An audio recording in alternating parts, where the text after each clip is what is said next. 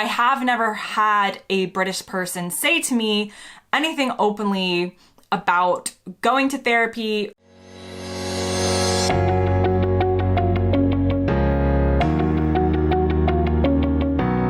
Hey guys, welcome back to the Girl Gone London channel. If you're new here, my name is Kaylin. I'm an American who's lived in the UK for almost 10 years, and today I'm talking about the differences between mental health in the UK and the US. So to jump right into it, I'm doing this video for a couple of reasons. Firstly, a lot of you have asked for more comparison and contrast videos between the UK and the US. I've already done kind of physical healthcare between the UK and the US, and I thought mental health would be a great next step to talk about. And secondly, mental health is an incredibly important topic for me personally, for those around me, and if you're watching this 10 years from now, you'll remember what happened in 2020 and 2021.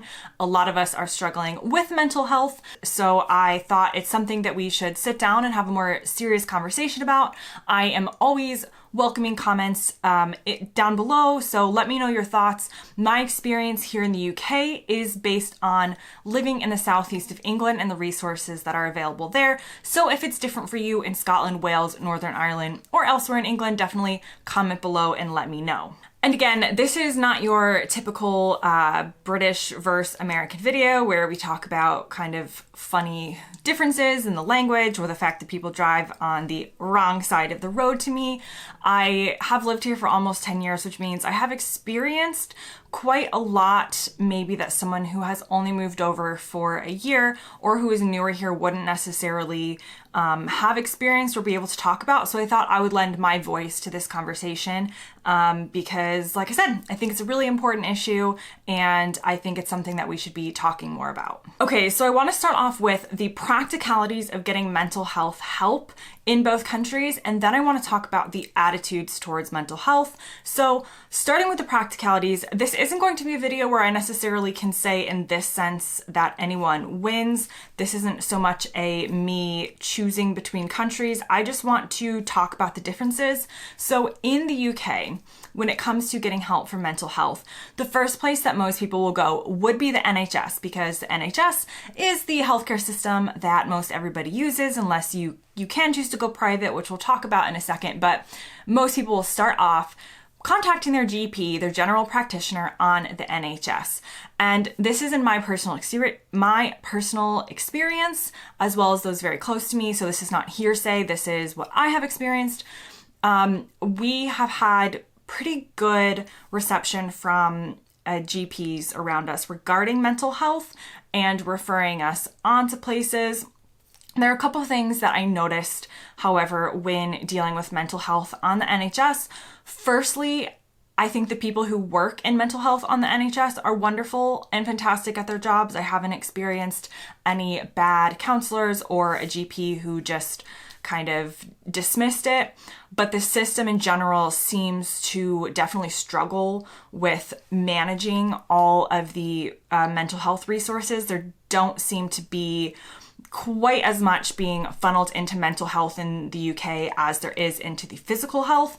And again, this is probably just based on the system, the limitations of, unfortunately, there's only so much to go around, because what has tended to happen in my personal experience is you would get referred to a counselor or some kind of group therapy or something like that.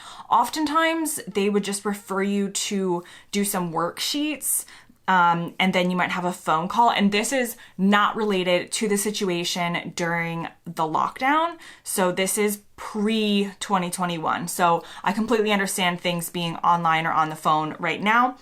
This is from before. So often, yeah, you might get referred to somebody that you would have phone calls with, but you wouldn't necessarily start off with face-to-face therapy. You would kind of have to do some self-help worksheets, which for some people might be helpful, but I think once people have gotten to the point, especially here in the UK, where they're asking for help with their mental health, it didn't seem like quite the amount of help that somebody might need. If you do get referred on to therapy, often there can be a long waiting list. People that I know have had experiences where they have been referred on and it was like 8 months later that they got onto some sort of therapy. And obviously, again, when you're really struggling with mental health, which I strongly believe is on the same level as a lot of physical health issues. It is something that you really don't choose. It's something similar to, being born with diabetes or some other condition that we look at physically and give loads of help to those people, but the people struggling with mental health, we'll talk about this in the stigma section, but there just doesn't seem to be as much support or as quickly. And the other thing would be, once you do get into therapy on the NHS, it's often time limited. So you might be given like 8 sessions. They tend to go towards CBT as well. If you're not familiar with mental health terms, that's cognitive behavioral therapy. This is not like deep diving into your life or into your history or your childhood or like regular talking therapy. It's usually, here's this specific problem that I'm trying to fix, and here's how I change these behaviors. Very successful for some people, but just important to know, getting like talk therapy on the NHS is definitely something that seems pretty difficult to do depending on your area. The other problem with accessing mental health services in the UK, and similar to other NHS services, is people say there's what's called a postcode lottery, which is that because obviously the NHS is national, but then in each individual postcode, in each individual I don't know what you would call it, Brits can comment below, but basically where you are in the country might affect the resources that are available to you simply because of the resources that that particular postcode or area has. And so somebody in the southwest of England might have a completely different experience and waiting lists and different things than somebody, say, in the north of Wales. So while there is the NHS, there is kind of a regional aspect to it as well. So the next step, if you're not happy or not doing well with what the NHS is able to provide you in terms of mental health, there are lots of charities and lots of like local charities around the UK that might be able to help you. So definitely, if you're watching this and you do live in the UK, definitely make sure to check out. We have had experiences where there are more talking therapies available on kind of like a sliding scale. So people would take into account your household income when determining how much you can pay. So a lot of people will then move on to seeing other resources in their area.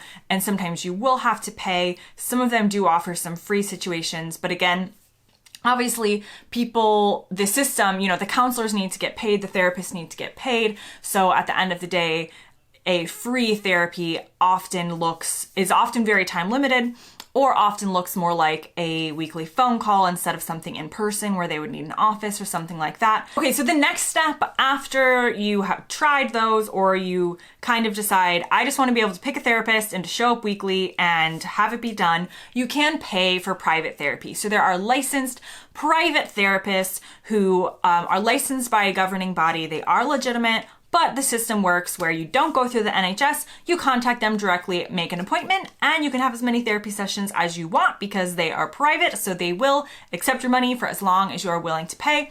I have gone private in the past in the UK. The prices do vary regionally.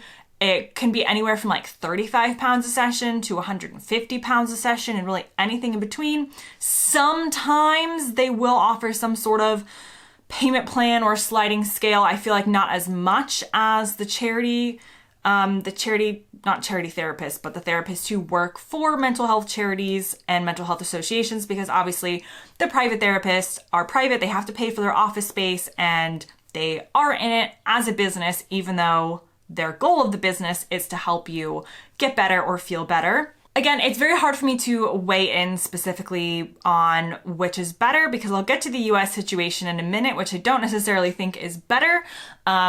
So leave your comments below on your experiences with mental health practicalities in the UK. I would love to hear more. Okay, so let's move on to the practicalities in the US. So as most people know, we do not have a national healthcare system, which means that you immediately are basically going to a private therapist. Now, a lot of times insurance will cover a certain amount of sessions, or insurance will cover unlimited sessions if you are diagnosed with a specific mental health issue, but most people are used to getting private therapy, sometimes reimbursed by their insurance, sometimes not. Obviously, I think just in general, if you compare that to if you were to get mental health help on the NHS, obviously having any sort of copay or payment is a barrier to getting help for mental health. Like we discussed in the UK, I think sometimes people do end up having to pay here anyway. But the prices I've seen for private therapy in the US are definitely more than I've experienced here in the UK. So you're talking like hundreds instead of less than 100. And again, this is very regional, so please share your experiences or what you know about your area. But in general, as Americans, we are used to immediately going to a private counselor or private therapist. Now, this is where it could be determined based on who your insurance covers. And so that might limit your choices, or if you're paying out of pocket, you can go and see whoever you want. What happens if you don't have insurance or if you don't have money to spend on therapy? The US also has some mental health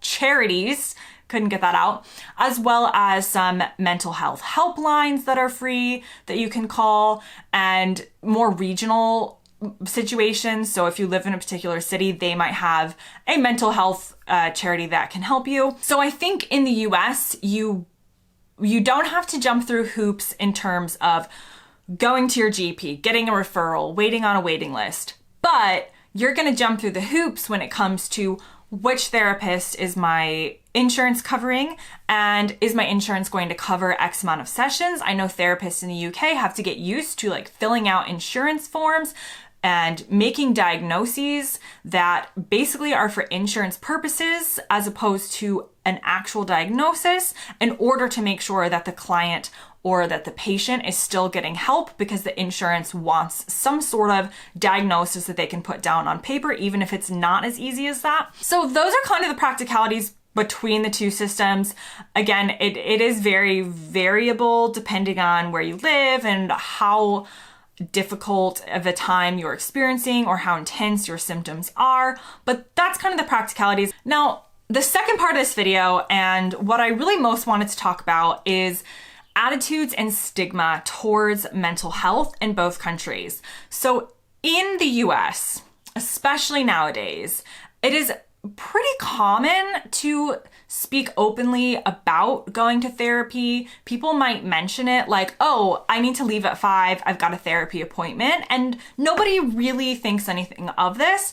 I think in the US nowadays, the cultural attitude surrounding mental health is one more of, it's not just for help when you're in dire straits. It's kind of like for maintenance. And wouldn't it be nice for everybody to go to therapy and get to know yourself better? A lot of celebrities openly talk about it, which puts it in the news, which politicians might talk about it. And I do feel that people in day-to-day life do talk about it and do promote it, and promote going to therapy and getting help for mental health a lot more than they do in the UK. I think part of this might have to do with the fact that in the States, we don't really have any problem saying what we think or feel. I think we don't have that kind of stiff upper lip, like keep it inside attitude that might be experienced in the UK. And so just in general, I feel really positive about the way that the cultural attitude towards mental health is going in the US. And, my friends will just say, they'll just casually mention, oh, my therapist said this to me the other day. Or like I said, I have to leave because I'm going to therapy, and it's totally normalized. And I think that is really good for everybody who suffers from mental health, as well as people who are friends or family with people who have mental health, because chances are you know somebody who struggles with mental health, and wouldn't it be nice if we can just all talk about it in the open? And that brings me to the UK. So I have lived in the UK for almost 10 years in the southeast of England, and so I can't comment on how it was, 20 years ago, 30 years ago. So definitely comment below. What I have gotten just from my experience and from talking to people is that comparatively to the US, the UK still has more of a stigma surrounding mental health. And I was thinking about this before doing this video, and I thought, have I ever felt judged for needing mental health help in the UK?